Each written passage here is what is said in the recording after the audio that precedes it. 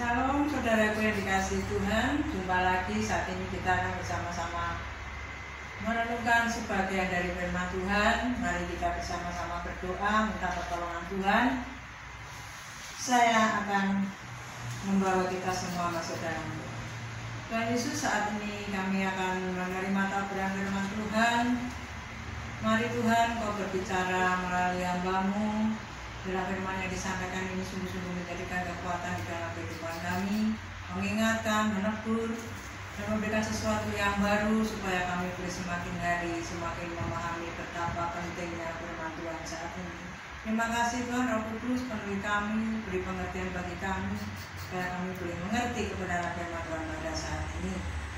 Pakai hamba-Mu untuk menjadi saluran berkat, ampuni dosa kesalahan hamba-Mu, dalam nama Yesus kami sambut berkat firman-Mu. Haleluya, amin. Shalom saudaraku yang dikasihi Tuhan. Saat ini kita akan belajar bersama-sama, mendengarkan, merenungkan, menerima sebagian dari firman Tuhan yang akan saya sampaikan. Saat ini saya ambil dari kitab Yakobus 4 ayat yang ke-13 sampai 17. Begini firman Tuhan yang akan saya bagikan. Bapak Ibu Saudara di rumah bersama-sama untuk membaca bersama-sama dengan saya. Biar Tuhan senantiasa memberkati kita semua. Puji Tuhan. Yakobus yang pasal 4 ayat yang ke-13 17. Begini firman Tuhan. Judul berikutnya, janganlah melupakan Tuhan dalam perencanaan. Jadi sekarang, hai kamu yang berkata hari ini atau besok kami berangkat ke kota Anu, dan di sana kami akan tinggal setahun dan berdagang serta mendapat untung. Sedang kamu tidak tahu apa yang akan terjadi besok. Apakah akhir hidupmu? Hidupmu itu sama seperti uap yang sebentar saja kelihatan lalu lenyap. Sebenarnya kamu harus berkata, jika Tuhan menghendakinya, kami akan hidup dan berbuat ini dan itu. Tetapi sekarang kamu memegahkan diri dalam congkakmu, dan semua kemegahan yang demikian adalah salah. Jadi jika seorang tahu bagaimana ia harus berbuat baik, tetapi ia tidak melakukannya, ia berdosa. Amin, puji Tuhan. Diberkati setiap kita yang mendengar dan menerima taburan firman Tuhan. Saat ini akan saya beri judul, yaitu hari esok bukan milik kita. Hari esok bukan milik kita. Kalau hari esok bukan milik kita, berarti milik siapa, saudaraku yang dikasihi Tuhan? Tentunya milik Tuhan Yesus Kristus yang berkuasa atas hidup kita bersama, atas segala sesuatu yang ada di sekitar kita. Hari esok bukan milik kita.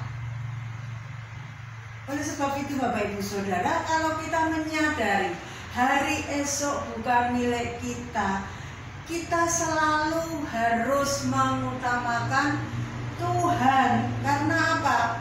Hari esok itu miliknya Tuhan, hari ini miliknya Tuhan.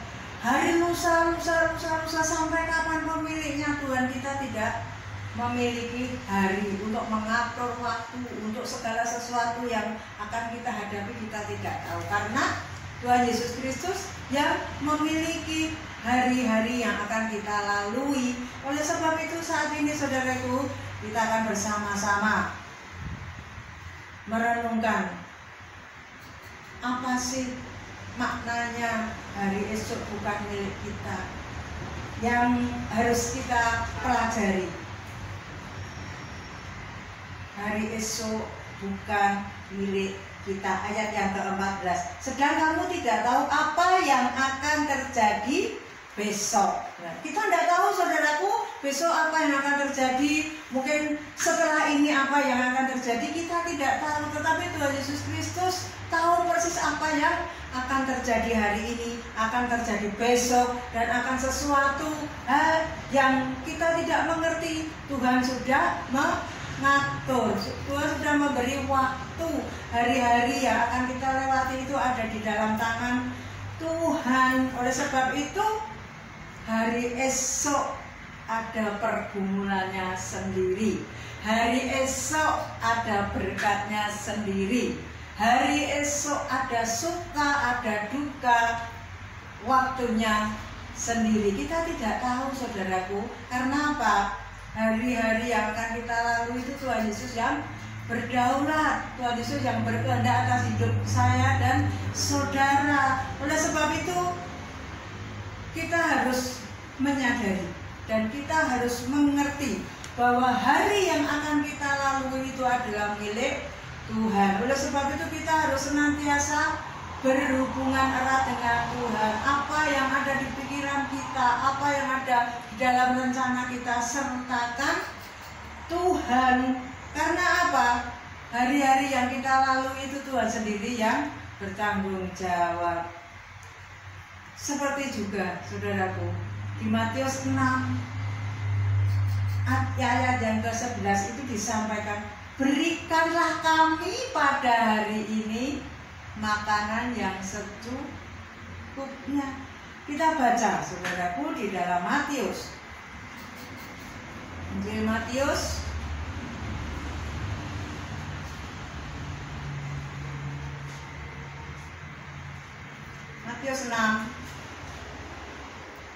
Matius 6 ayat yang ke-34 dulu kita baca bagaimana Tuhan memegang hari-hari kita.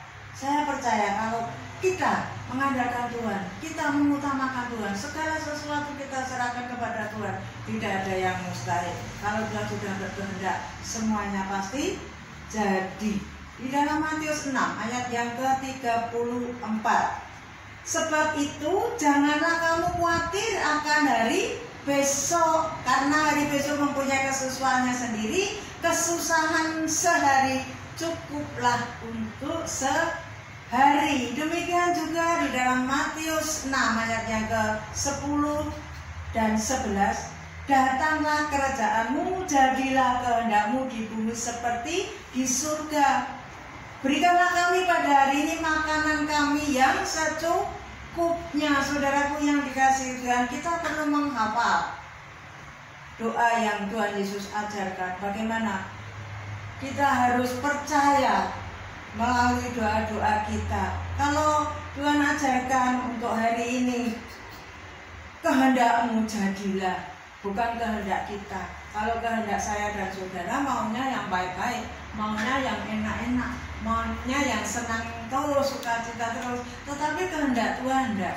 Kadang suka, kadang duka, kadang kenyang, kadang lapar, kadang tertawa, kadang nangis. Itu kehendak Tuhan atas kita. Oleh sebab itu segala sesuatu biarlah kehendak Tuhan Yesus jadi atas hidup kita. Kalau kita sudah mau sampaikan kepada Tuhan, kehendakmu Tuhan jadi. Aku mau memiliki rencana ini, program rumah tangga, program kerja, program sekolah. Ini loh Tuhan programku. Kehendakmu jadilah dalam rencana dan program kerja kami demi nama Yesus. Nah, ini baru doa yang sungguh-sungguh mengandalkan Tuhan, tidak memaksa. Tuhan tidak bisa dipaksa, Tuhan tidak bisa diarahkan, karena semuanya ini adalah milik Kristus. Berilah makanan secukupnya untuk hari ini, bukan untuk besok, saudaraku. Besok sudah ada pergumulan yang lain, besok sudah ada sukacita yang lain. Kalau Tuhan izinkan besok ada duka cita, tetapi pasti Tuhan memberikan penghiburan. Kita tidak bisa mengerti hari-hari yang akan kita lalui ini seperti apa. Tapi yang kita percaya bahwa Tuhan Yesus itu selalu menyertai, selalu membawa kita ke jalan yang benar, memiliki kemenangan. Karena apa? Tuhan Yesus yang memegang hari-hari yang akan kita lalui. Oleh sebab itu mari kita bersama-sama pandang Tuhan. Segala sesuatu libatkan Tuhan Yesus. Jangan berjalan sendiri. Karena apa? Kalau kita berjalan sendiri akan capek. Hari esok adalah milik Tuhan. Hari esok ada pergumulan. Hari esok ada lindungan Tuhan. Dalam Mazmur 118 ayat 8 dan 9 ini jelas sekali saudaraku, biarlah kita menjadi orang-orang yang sungguh-sungguh mau memahami, mau mengerti dan mau mengimani setiap firman Tuhan. Mazmur 118 ini disampaikan dengan jelas dan perlu kita mengimani. Ayat yang ke-8, lebih baik berlindung kepada Tuhan daripada percaya kepada manusia. Lebih baik berlindung kepada Tuhan daripada percaya kepada para bangsawan. Lebih baik kita berlindung kepada Tuhan Yesus daripada mendengar suara-suara dunia yang menakutkan. Lebih baik mendengar suara Tuhan melalui kebenaran firman Tuhan. Siapapun yang menyampaikan, kita respon dengan baik. Kalau Mas Dimas kemarin menyampaikan kuat di dalam Tuhan saat ini, saya membagikan hari esok adalah bukan milik kita, berarti hari esok adalah milik Tuhan Yesus Kristus. Hidup saya dan saudara semua miliknya Tuhan Yesus Kristus. Bagaimana kita menaruh nama Yesus itu di dalam kehidupan kita masing-masing? Karena saudaraku yang dikasihi Tuhan, firman Tuhan itu tidak bisa dibaca atau direnungkan hanya serampangan. Kita harus benar-benar menyediakan hati. Supaya apa? Setiap perencanaan kerja kita bersama Tuhan pasti ada goalnya, pasti ada sesuatu yang akan kita raih, karena tidak sia-sia. Firman Tuhan juga disampaikan, tanpa campur tangan Tuhan semuanya akan sia-sia.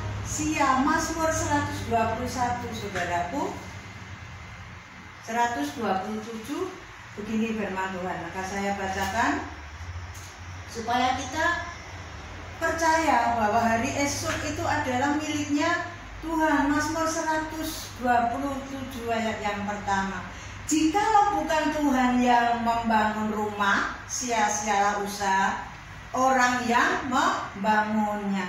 Jikalau bukan Tuhan yang mengawal kota, sia-sialah pengawal berjaga-jaga. Nah, di sini saudaraku, bahwa segala sesuatu kalau di luar Tuhan sia-sia belaka, semuanya semu, semuanya ngapusi, semuanya berbohong. Tetapi di dalam nama Tuhan Yesus Kristus ada berkat yang luar biasa kalau kita menyertakan Tuhan. Hari esok ada pergumulan yang lain, hari esok ada sukacita, hari esok ada kekuatan baru. Oleh sebab itu saudara, mari kita bersama-sama mengimani setiap firman Tuhan yang disampaikan. Kalau kita saat ini mendengar firman Tuhan yang disampaikan, untuk kita benar-benar mengandalkan Tuhan, benar-benar mencari Tuhan, saya percaya rencana di dalam kehidupan saya dan saudara akan berhasil, karena selalu melibatkan Tuhan. Di dalam ayat yang ke-16 ini jelas sekali, tetapi sekarang kamu memegahkan diri dalam congkakmu, dan semua kemegahan yang demikian adalah salah. Ini perencanaan hidup yang ada kesombongan. Orang sombong tidak akan diperkenan Tuhan. Tetapi kalau orang yang rendah hati akan selalu diperhatikan Tuhan. Kalau kita merasa tidak mampu, merasa lelah, merasa lemah, ada Tuhan Yesus Kristus yang memberikan kekuatan. Oleh sebab itu, mari kita bersama-sama belajar untuk menghargai setiap firman Tuhan. Kalau saat ini firman Tuhan sampaikan bahwa jangan melupakan Tuhan dalam perencanaan. Saat ini saudaraku merencanakan apa di dalam kehidupanmu pribadi, lepas pribadi. Sertakan Tuhan, utamakan Tuhan Yesus. Karena Tuhan Yesus yang memiliki segala sesuatu yang ada di dalam angan-angan kita, ada di dalam rencana kita, ada dalam pikiran kita. Hanya Tuhan Yesus Kristus yang bisa memberi. Hanya Tuhan Yesus yang pasti mau memberikan pertolongan kepada saya dan saudara. Puji Tuhan, kita memiliki rencana, tetapi Tuhan Yesus yang berkehendak. Biarlah kehendakmu jadi atas kami. Karena saya percaya, saudaraku, kehendak Allah pasti yang terbaik buat kita. Dari saat ini sampai selama-lamanya. Saat ini kita menghadapi situasi yang belum bisa bersatu di dalam memuji, memuliakan Tuhan di rumah Tuhan. Tapi hari esok masih ada harapan. Hari besoknya lagi masih ada harapan. Oleh sebab itu sertakan Tuhan di dalam kehidupanmu, di dalam perencanaan kerjamu, di dalam perencanaan sekolahmu. Kalau saat ini anak-anak mau SMP, SMA, fakultas, rencana apa yang ada di dalam pikiran, sampaikan kepada Tuhan. Tuhan turut campur tangan di dalam rencana-rencana yang ada di dalam hatimu. Puji Tuhan, dalam perencanaan hidup kita harus selalu melibatkan nama Tuhan Yesus Kristus yang berkuasa. Kalau kita sendiri akan sia-sia, akan jatuh. Tapi kalau nama Yesus Kristus itu kita bawa dalam setiap rencana kerja, program sekolah, imani bahwa Tuhan Yesus akan berkehendak. Kehendak Tuhan jadi atas kehidupan saya dan saudara. Puji Tuhan, biarlah kehendak Tuhan jadi atas segala rencana kita dari saat ini sampai selama-lamanya. Ingat sekali lagi, hari esok bukan milik kita. Hari esok adalah Tuhan Yesus yang berkehendak atas hidup kita semua. Puji Tuhan, Tuhan memberkati, sertakan Tuhan dalam kehidupanmu. Haleluya. Tuhan, terima kasih Engkau sudah berbicara melalui hamba-Mu, dan hamba-Mu percaya bahwa hari esok adalah hari yang penuh pengharapan bersama Tuhan Yesus Kristus. Oleh sebab itu tanamkan firman-Mu yang sederhana ini di dalam hati kehidupan jemaat-Mu yang saat ini mendengar di rumah mereka masing-masing. Terus Tuhan, kami rindu firman-Mu sungguh berkuasa atas hidup mereka. Firman-Mu senantiasa tetap tinggal di dalam kehidupan mereka, supaya firman Tuhan ini sungguh-sungguh menjadikan kekuatan. Dan kami percaya kehendak-Mu jadi atas hari esok yang akan kami hadapi. Yang terbaik Kau berikan bagi kami. Terima kasih Tuhan. Hamba-Mu berhenti berbicara, tapi Roh Kudus senantiasa memberikan semangat dan pengertian secara khusus bagi jemaat-Mu. Terima kasih Tuhan. Saudaraku, terimalah berkat dari Allah Bapa, kasih sayang Tuhan Yesus, penyertaan kuasa Roh Kudus itu senantiasa membawa saya dan saudara selalu hidup di dalam kebenaran firman Tuhan. Dan terimalah berkat dari surga yang turun atas kita semua. Dalam nama Yesus kami mengucap syukur. Haleluya. Amin.